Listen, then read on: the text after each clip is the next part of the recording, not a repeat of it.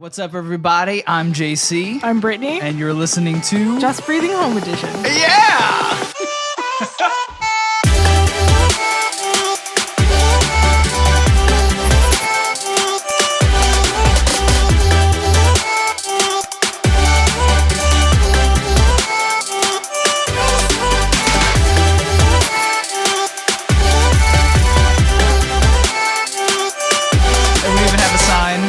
That says Just Breathing Home Edition. We are moving up in the world. This podcast is sponsored by my full-time job. And woo! And yeah, thanks for joining us in our dining room. This is Just Breathing Home Edition. This is where we talk about family. This is where we talk about things that go on inside the home, how it affects the home, all that good stuff. So thank you for joining us tonight. And I always say tonight, not to throw you off if you're listening to this in the daytime, but because this is the only time that we get to record a podcast. We don't dare record a podcast during the day because of our kids. Because of our kids. And that's where we're going to take the conversation tonight. We're going to talk about kids.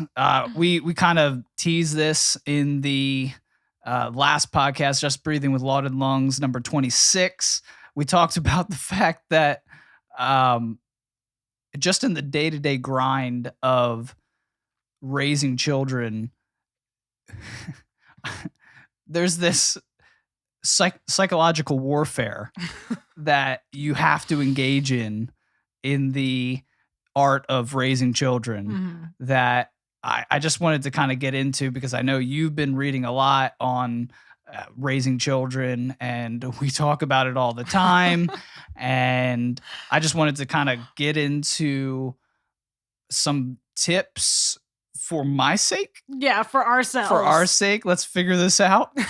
And hopefully some people can get something from it that are raising kids themselves. And I think what's cool about kids is that a lot of the principles that you develop in the early stages carry throughout their lives. That is the cool thing and the scary thing. It is. Well, why is it scary? Why is it scary? Because you only have a limited time to like cement in their hearts and minds like this importance that you want to teach them, that you feel like you fail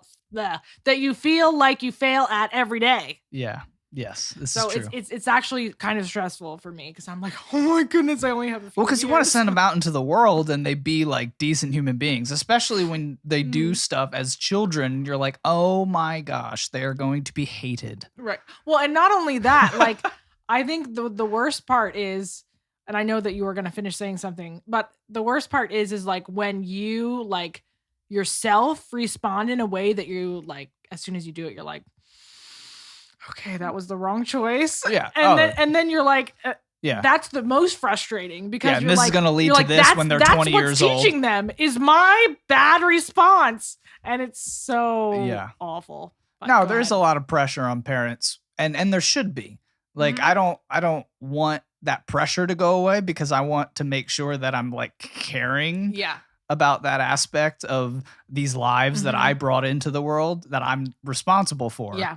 And that's something that's really weird in our culture. Like when the culture has sort of moved to like wanting your kids to be your friends. Like one of the things that I love when people say it out loud is the fact that like the best things their parents instilled in them was the fact that they weren't their friends. Yeah, I've heard people say that specifically. Yeah, like we're really good friends. Like, oh, I mean, I've heard the opposite. I've heard people actually say, one person in particular that comes to mind that said they are really glad their parents chose to not be their friend. So you have like real world examples of people that someone was happy. Like, they were like, that was one of the best things I could have ever done for me. Well, and what you find is you do develop a friendship with the parents that made that decision early on. Like I'm really good friends with my parents to a certain degree, obviously, but and because they didn't establish that as being an optimal way of raising me early on. Well, a good friend you should respect. Right. So That's you can true. respect your parents. That's true. If they were that authority. Right. Just as you can respect a friend who might not be your authority, but they tell you the truth when maybe you don't want to hear it. Yeah. But you can respect them for that. Yeah. Yeah. Well, what I wanted to get into, and it's because it's an ongoing thing at this stage in our children's development, is the fact that right now we're in the stage, because of how close all of our kids are in age, we're dealing with a lot of the same issues with all of them at the same time. And it is brutal. It is brutal. Because they all can talk, which means they all can talk back. They all can, emote now. They're all in the stage where they have their own individual feelings on everything, and they can let you know. Yeah. Either not all of them are developed enough to verbally tell you how they're feeling. So usually it just results in crying and screaming and, then trying to teach them again and again and again to like actually use their words to communicate instead of having a fit. Well, and that's the thing. So there's just this repetition that we're in as parents right now. And it is so hard. Yeah. It is really so hard. And it is so mind-numbingly difficult to reiterate the same things over and over to your kids. To be patient enough to do that. You start to go crazy because you're like, did I not say it correctly the first time? Like, especially when something comes up, an attitude, a hissy fit, whatever it is, a fight, and you take the time to sit down with your kids, explain why this is not okay. You try to bring in examples, you try to bring in, scripture from the Bible, you try to bring in things that your parents told you, you try to pull from all of these wisdom founts to instill that into your kids. And then they do it again. Like 2 minutes later. And you're like, what happened? What happened? It makes you feel crazy somehow. And I know I'm not the only parent out there listening to this that is like, yes. But okay, so just I have to butt in here. I think another thing that is frustrating though is that because you don't live with other people in their houses, like it does feel sometimes like maybe like this isn't true, but sometimes it feels like you are like the only one that like is just not doing it right. Yeah. Like, I feel like that sometimes. I'm like, you look at other people when they're out in public and you're like, I feel like they're doing a really good job. And I don't feel like I'm doing a really good job. Yeah. Like, how are they doing it? And so, like, those Amish kids are so quiet. Well, that is and they're just. But no, I don't think we're alone in it, but it does feel that way a lot of times. Yeah. No, it totally does. And the thing is too, like, we're a 2-parent household, so we're leaps and bounds ahead of those that have to deal with this on a single parent basis. So hard, because then you don't have someone to turn to and be like, "Did I do that right?" Or like, "I need a break." Yeah, or you handle it. Right, I'm gonna lose it. You need to handle that it. Is a huge struggle, and I am thankful every day that I don't have to deal with the kids on my own because that would be crazy. And I would be crazier than I am right now, when it comes to that. But yeah, what are the things that really get you the most when it comes to our kids? What are the things that really just seem to happen over and over again and that really seem to hit I the nerve? I already have it. This is go. easy. Go. So I would say there's two things that first come to mind. The first one is the reiterating is very frustrating, mostly because I feel like they should know by now. Right. So that's frustrating. Right. And it's hard to know if they actually just forgot because they're kids Yeah. and they're still learning, Yeah. or if they just don't care Yes. and they're disobeying. And that is really hard for me to figure out, especially with the younger two. And Yeah. then I think the other hardest thing is for one of our children, I won't name which or give an age, but the attitude is like almost like ongoing. Yeah. So like you're teaching them all day long, but even while you're teaching them, like I can't find a way to get rid of the attitude. Mhm. And it's very frustrating. And I feel like they're not even letting what I'm trying to teach them get in their hearts and minds Yeah. because they've got like this like arrogant demeanor. And that is what frustrates me the most is the arrogance. Yeah. And I'm like, not only because it's difficult to parent someone like that, but also because that's not good for them. Mhm. Like that's not going to be good for that person. Right. And they have to break that to be a humble, loving, and successful person. You can't be that successful if you are arrogant. Yeah. And so, yeah, that is definitely, I think, the hardest. And then, well, okay, there's a third one. There's many, but I'll just name just a few.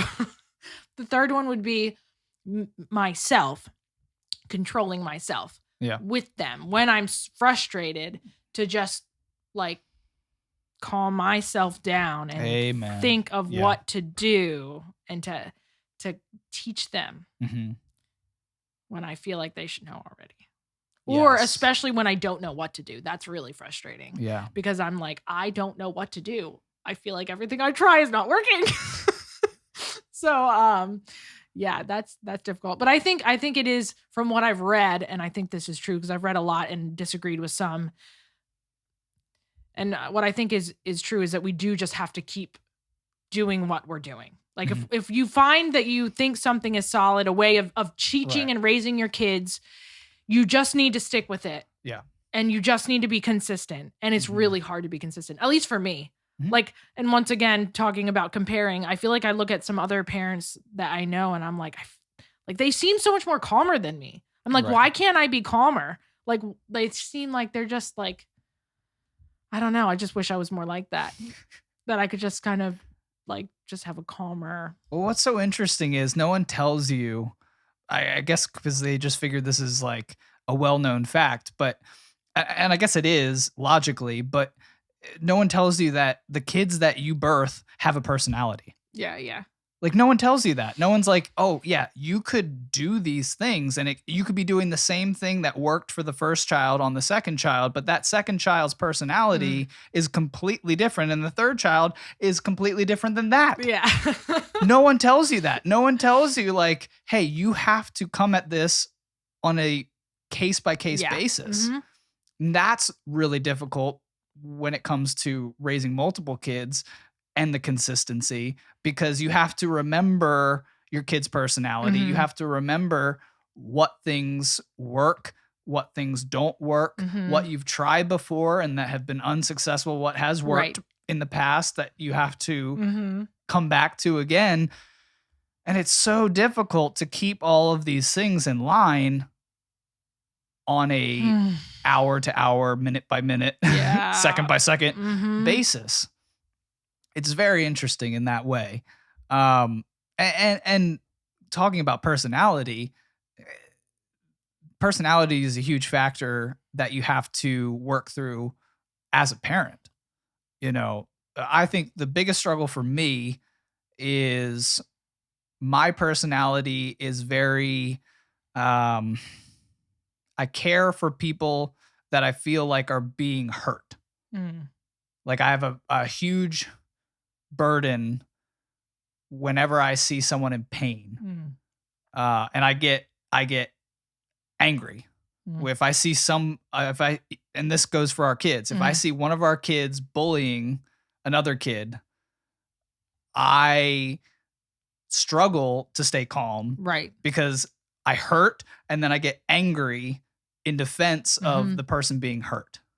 And that's something that is a big struggle for me that I'm still working through because it's case by case, you know, every single case is different. Yes. And every single case has unknowns and variables. And now our kids just scream to scream. Yeah. So I come like barreling in, like, what'd you do? Yeah. And then he's like, I didn't do anything. Or she's like, I didn't do anything. And I'm like, I know you did it. Yeah. Just because I want to come in and defend.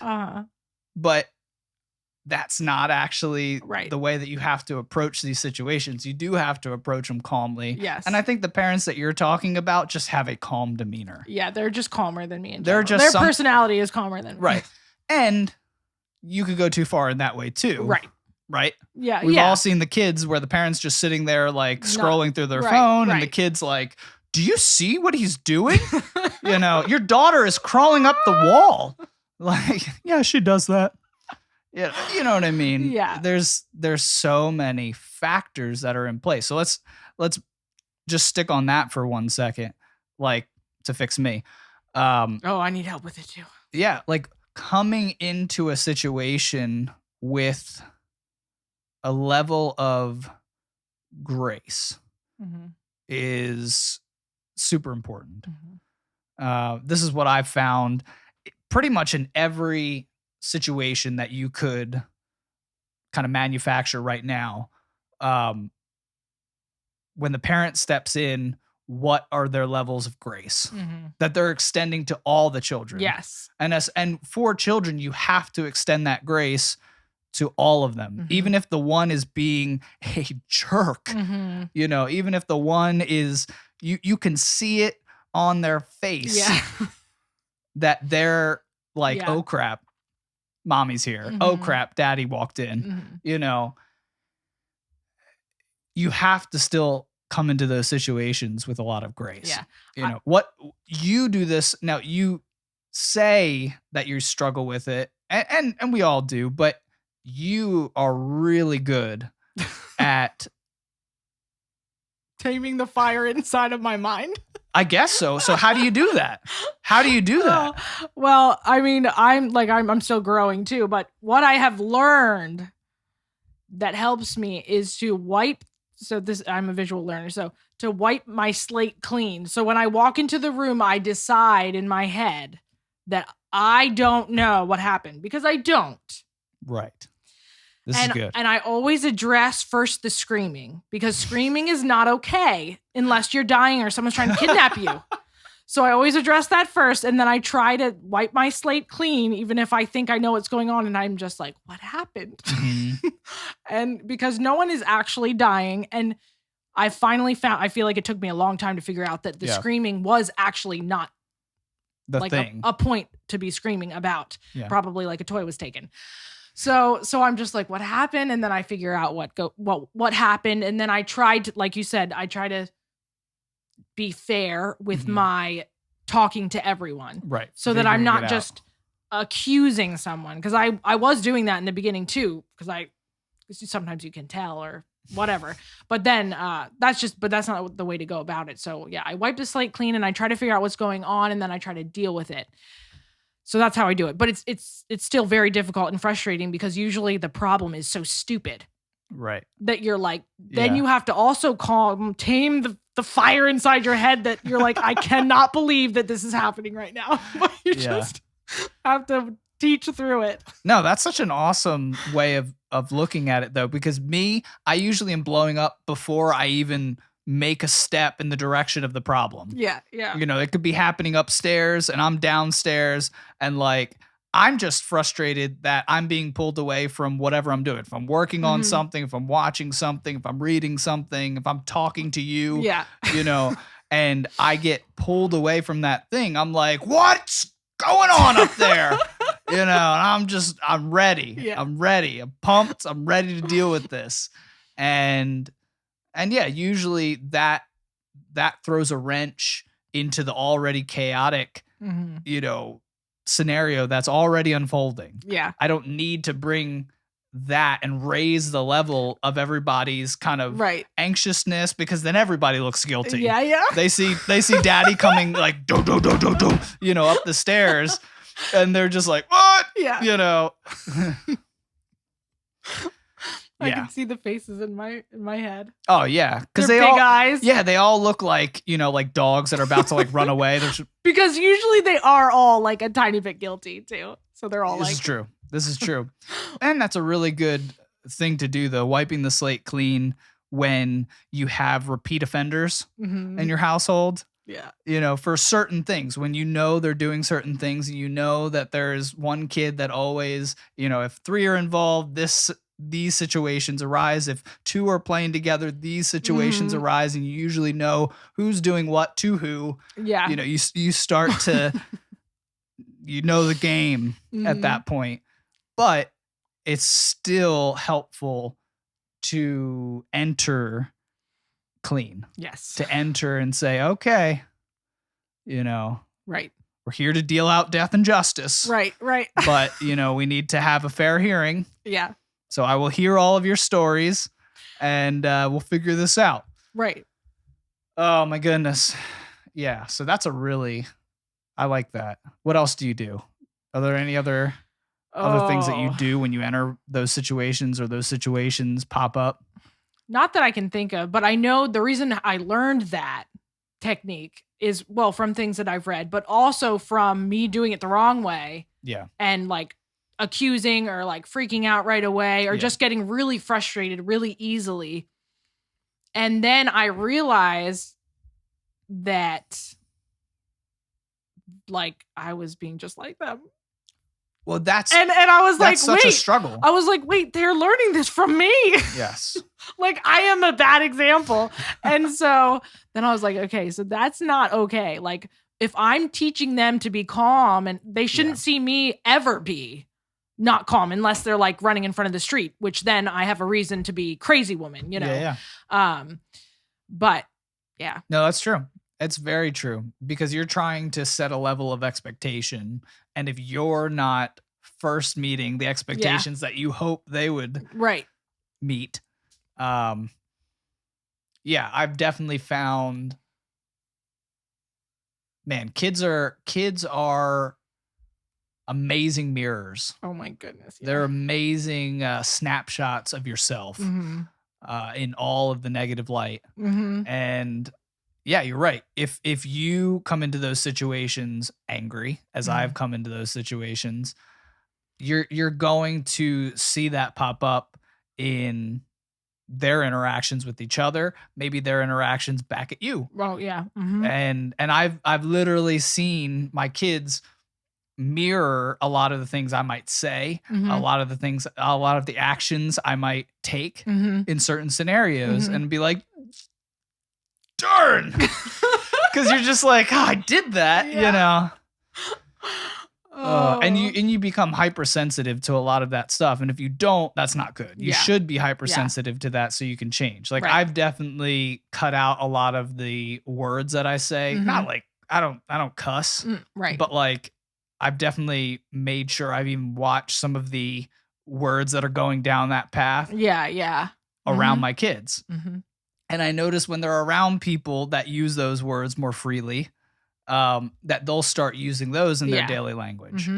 And, they're just sponges. I mean, that analogy is so true. They're sponges and they just absorb everything. Yes. I mean, we watch the animated Star Wars series, and like, it's so funny to watch those shows with my kids, because like they will repeat their favorite character's lines. So like the character will say something and they'll just repeat it like while the show's going on. And it's cute. It's cute, but then you're terrified because you're like, oh, they probably are doing that with everything when we're just having a conversation. Maybe I'm frustrated about the state of the world, or I'm frustrated about something at work, or I'm frustrated, whatever. And I'm just talking, I'm venting, and they're just like, yeah. I think we forget that. I forget that all the time. Yeah. But it is true, because I remember doing that as a kid. Like I remember loving to hear like my parents talk in the front seat. I would listen in. Like I would hear everything, and I wanted to hear it. And like I don't think about that when I'm talking to you in the car. Like I talk freely, like not that we're talking about bad stuff, but to remember that like they are listening and paying attention. Yeah, for the most part, we're having conversations like this. Yeah, yeah. So not all bad. Usually pretty good subjects that we're talking about. Right. But yeah, it's definitely made me more aware of what I'm saying, how I'm saying it, who I'm saying it to, what I'm saying about it. Yeah. All of those things. I think another thing that's helpful, maybe not with actually strategy of dealing with those situations, but to give yourself grace. Like I've learned that like I have to just forgive myself. Like as soon as, cause I notice things all the time that like, I'm like, wait, I don't want to do it that way. Yeah. Or I don't want to say it that way. Or I don't want to respond that way. Or or there's a better way. And I can think of it, but that I just forgive myself and I'm like, okay, I want to do better next time. Because if you don't, you're just going to hate yourself. And then you're probably not going to try to be better because it's going to feel overwhelming. This is true. At least for me. So I'm just like, forgive myself. And I'm like, I'm going to do better next time. Just take note of it. Take note of it. Grace needs to be extended all the way around. Yeah. Because this is a hard process. No one said that raising children was easy. At least I learned that before I had children. Right. I knew it was hard. Right. You know, it doesn't take much. You just look around at parents. You know, you go into Walmart and you're just like, wow. Right. You know, okay, this is what we're getting into. Right. Okay. And your children again need to see you extending grace to yourself. Yeah. You know, there are many times where I'll step away from countless times that I'll step back from a situation that I just blew up in, and I'll go away. I'll calm down. I'll say, I didn't do this right. Go back to the children and talk to them about it. Yeah. Yeah. And be like, so you were wrong. Right. And the punishment that we gave you still stands. Yeah. Not changing that, but I didn't come at it the right way. Right. And that's something that's been really important. And I've seen the kind of sometimes the click in the kids when you come and you ask for forgiveness for the way you acted. Yes. You know, and I do that all the time. I think that's really powerful. Yeah. I would love to do it from the beginning. Right. You know, and have that blank slate and come into it in that way. But you don't. You don't all the time. But if you can, before it gets too far, you know, while you're still in the moment, make that switch. Give yourself grace and say, I need to go ask my kids for forgiveness for this action. Right. Also as a teaching tool. Yeah. Yeah. And saying, I shouldn't have blown up like that. I don't want you to act in that way, so I shouldn't have acted in that way. Do you forgive me? Yeah. And that's a very, very important thing that not all parents do. Yeah. Because it holds you accountable too. If you're like willing to do that and humble yourself, it helps you not do it again. True. Because you're like, shame, I should not have done that. Shame is a terrible teaching tool. Terrible in the way that it makes you feel, but it's a teaching tool. It'll teach you, it's your conscience, you know, whatever you want to put on to what a conscience is up to you, but it is useful. Right. You know, and shame is a huge part of your conscience helping you to grow. But, I would just say shame leads you to the asking for forgiveness. Shame isn't really the teaching. It's like a signal. No, but shame leads you to personal forgiveness. Yeah. Because that should be the progression that it leads you to. Shame embarrasses you on something that hopefully, not always, there's negative shame and there's positive shame. Talk more about this. No, so I think negative shame is like things that you feel that could be from something that someone else has done to you. Right. That you're placing on yourself. Okay, and that's a negative shame that if you sit in so that. So that's more like but even that's more like a lie though. You're ashamed, but it's not like actually something that was your fault. Yeah. I guess maybe it's all negative, but because in all the scenarios, even if someone has done something to you that you are ashamed of, you still have to come to the point where you forgive yourself, even though you haven't done something wrong. Right. You do have to. I'm thinking of positive shame as like you coming to the realization and embarrassment that you did do something wrong. You know, it was your fault, but you still have to forgive yourself and give yourself grace to move forward and to make it into a learning opportunity. Yeah. You know, and it is in negative shame too. You know, when someone has done something to you, when it's an outside thing that's placing this shame upon you, you still have to forgive yourself for the things that you cannot control. Yeah. And move forward and use it as a learning opportunity. Right. Not place yourself in those situations, not hang around those people, not whatever it is. Right. So that's what I mean by kind of the differences in shame, but it should always start with you forgiving yourself. Right. Well, asking God for forgiveness, really. Yeah, no, I think asking God for forgiveness and then forgiving yourself too. Right. Well, and that's the beauty of being a Christian, is that you're asking God for forgiveness leaves you unable to not forgive yourself. Because if God has forgiven you, then are you over God to hold judgment over yourself? Exactly. It's pride for you to hold on to giving yourself that forgiveness. And a lot of people do that.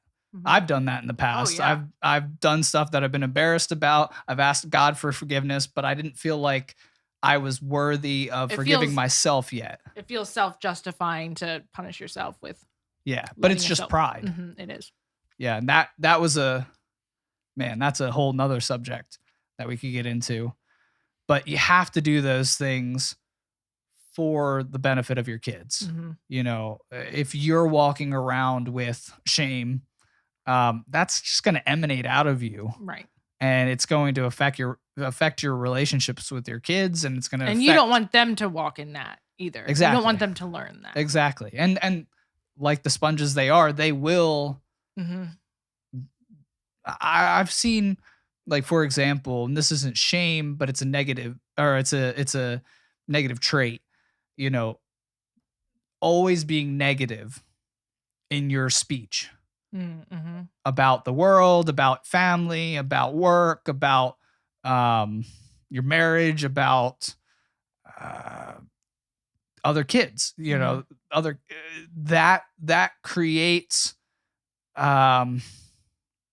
that's going to be passed down to your kids. And that's a learned way of thinking. And that's something that I've noticed even in our kids. Like, they'll respond to certain situations that maybe are disappointing. And they'll just automatically go to a negative view of it. They'll automatically just go to, oh man, this is the way it is. Oh, doesn't this stink? You know, even though I feel like we don't do that much.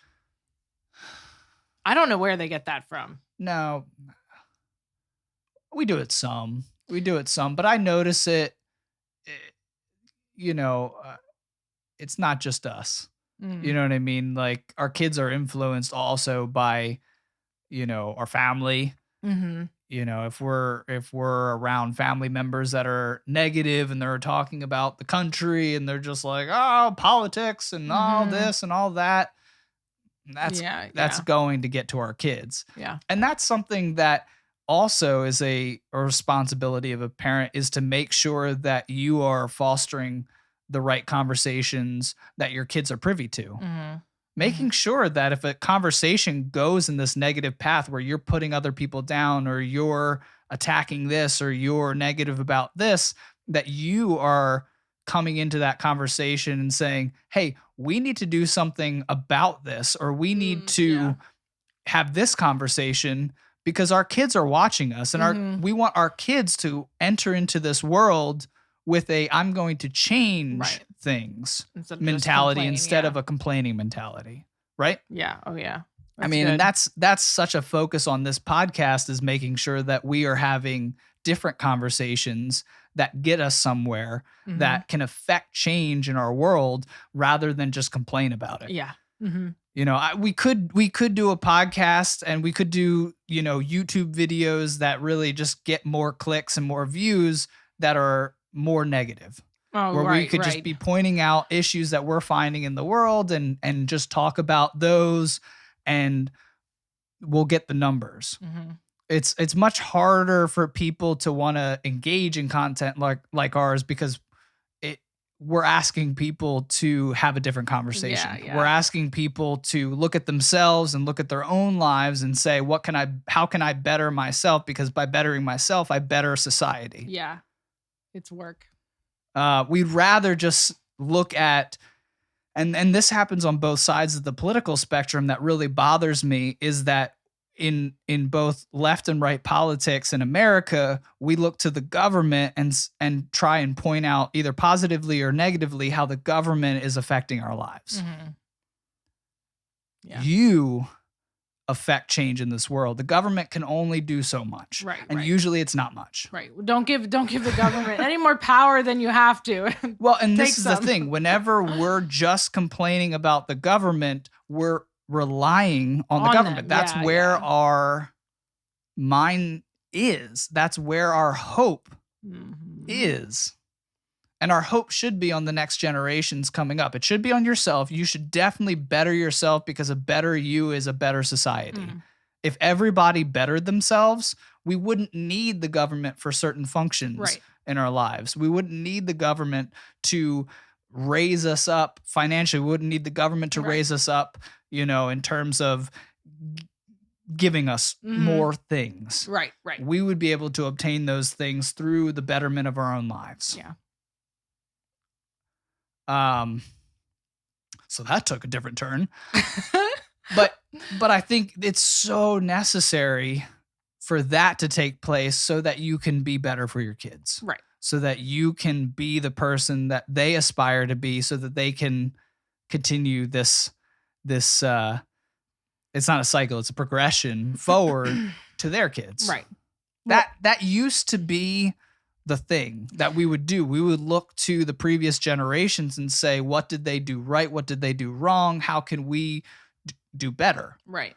And you can take the positives. And this is something that we really struggle with in our country, because we're not really looking to our elders for wisdom. We're looking at new ideas. And the problem is we're looking at old ideas that are just reframed in new clothing. And we don't know history enough. We don't know all these things that our elders could teach us, but we don't respect our elders anymore, and we're not going to them for this wisdom. Well, so to go back just a little bit, like adding on to what you said, our hope, should not be in the government, but our hope really is, at least as a Christian, as a believer, our hope is in Jesus. And I was actually thinking about this past week, that if that was where our hope was placed and we live that out, you know, bringing it back to the family, we live that out as parents, teaching that to our kids, and our kids start to live that out in their community and in their families and in their kids, it really fixes a lot of problems. Because when your hope is in that place, and as you get to know the Lord and you learn what is true and what is good, all of these things, these negative things that we don't like, start to be pushed to the side by individual people, because they know that either it's not true or it's not good or it's not glorifying to God, which usually means it's not true and it's not good. So just to clarify that. And so all of these problems that we're trying to deal with in sections, we're no longer having to deal with different sections, because it's all being cleared away. And I was thinking of that this week, as I was thinking of like just different issues that I see. And I was just kind of going back the cycle, and I was like, well, that problem's there because of the problem here. And then that problem's there because of the problem at home with their parents. And the problem at home with their parents is because of their heart and what they learned. And like, you just go backwards, and all these bad cycles are just going to continue happening. But where do they end? They end on the person, the individual. And that's it. If you bring it all the way back, you're the bottom of the rung Mm-hmm. and you're the strongest member of that chain. Mm-hmm. You know, if you fall apart, the entire thing starts to crumble. Mm-hmm. Because you're holding it down to hopefully a grounded foundation in Right. something. So you have an effect whether you want to or not, for good or for bad. Right. Exactly. And that's actually all the control you have anyway. Mm-hmm. Yeah. Yeah. Yeah, that's a poignant point in itself. Yeah, you really can't rely on a lot of these external factors. You really only in the end can rely on yourself. Mm-hmm. And you're good enough. You know, you're the thing that should be relied upon. Society needs you. Mm-hmm. You know, society needs every single individual in its makeup. And it needs you to be the best version of yourself. Mm-hmm. It doesn't need you to be a scared version. It doesn't need you to be a anxious person, a stressed person, a unhealthy person, a angry person. You know, it needs you to be the best version of yourself to flourish. Mm-hmm. So, yeah. But, so bringing it back to the kids, though, I had another point to make about the kids. Go for it. One thing that I know I want to get better at, talking about how, you know, negativity wears off. Mm-hmm. But I've noticed in myself how I, in a desire to teach my kids and make them like the best people they can be, I point out things in them that I want them to work on and I'm trying to teach them. But I've even just today, I was thinking, I was like, I don't think I have to do that as much unless it's something that they do that like is a teaching moment. Like I really should be focusing. We talked about this in the car this morning with the kids. I should be focusing on their strengths and encouraging them in their strengths. And really, like, I want to get better at not pointing out anything that's unnecessary, that's like negative. Yeah. Unless it comes up and like it needs to be addressed. Right. And it's, you know, for their good. Otherwise, I just want to capitalize on their strengths so that I want them to be more confident in themselves. I think they are. I think we do a good job with that. But I feel like I could do a better job with that. Yeah. It's easy to point out people's mistakes. Yeah. And to bring up past mistakes. Right. And to because it feels point like out patterns. You know, I have this struggle with our kids is like if they have a repeated offense in our household, it's hard not to say you keep doing this same thing. Yeah. And to not ascribe this is who you are. Yeah. Yes. Along with that. And that sounds extremely negative and that sounds, you know, but we all do it. Right. You do it without realizing it. We all do it. You know, I go onto social media. I see what people ascribe to people who made certain statements, who did certain actions. They just ascribe you're this person. Right. And that's so negative to do to your kids. Right. It's like we need reminders again and again of who they are in God, in Christ, so that we can say to them instead, this is who you are. Right. This awesome creation. Yeah. What you did, making sure we say what you did, you know, that was not okay. And that's not who you were meant to be. But this is who this is who I see you becoming, like you're saying, just focusing on who they are and who they're becoming and saying, I know you could be great in this. I know you could be great doing this. I know you could be great. And you were made to be great. Right. Exactly. For real. Yeah. Yeah. Just making sure that we're constantly coming back to who they're becoming, you know, who they're developing into, as opposed to their mistakes, because that's, you know, if you have faith, that's one of the beautiful things about Christianity is like, when we ask for forgiveness, the Bible says that God no longer remembers those things. Yeah. He casts those sins. He casts those memories of the things that you were ashamed of as far as the east is from the west, never to be brought up again. That's a powerful really thing. We're powerful. not capable of doing that as humans, so that's where the grace comes in for yourself because we bring it up. We're definitely going to bring it up. We bring it up in our marriage, we bring it up with our kids. Right. It's going to happen, but if we could come at it and when it does come up say no, this is how God views us. We need to extend that same grace to our kids. It's going to be so much more of a positive outcome for them. Yeah. And I found I doesn't always come to my mind because I probably don't always know it, but if you can find what it is that your kid is doing that is like, and replace it with what they were meant to do. Like I do this with one of our kids all the time. He has a habit of one thing. And I always say like, what were you created to do? And now he knows it. He'll tell me and he'll be like, I was created to protect with his cute little voice. Yeah. And I'll be like, yeah, you weren't created to hurt people. Like you weren't created to hurt people. You were created to protect. Like you're strong to protect people. Yeah. And I think that is really helpful. I wish that I had like that come to my mind with other things to be able to be like, this is what you were actually, the reason why you're able to do this or whatever is to do this, whatever the good thing is, not So the we negative. started off the podcast with talking about all of the negative things that comes when your kids start talking and your kids start emoting their personality. Right. And that starts coming to the forefront, but it also brings revelation to their strengths. Yes. Like you're saying. And if we can, once we learn those things, keep coming back to them, keep harping on them, keep reminding them of those things, it's a powerful thing.